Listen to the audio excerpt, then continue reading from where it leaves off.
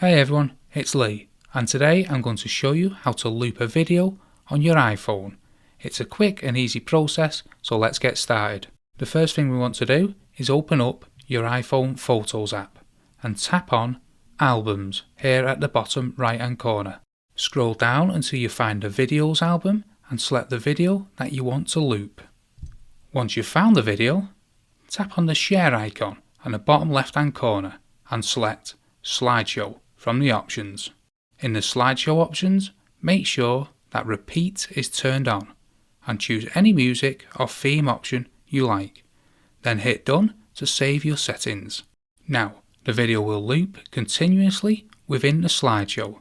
If you want to record the looping video, swipe down from the top right hand corner and toggle on Record button.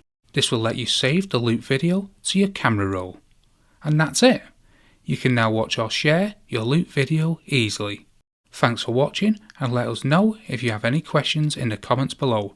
Don't forget to subscribe for more helpful videos, and thanks for watching.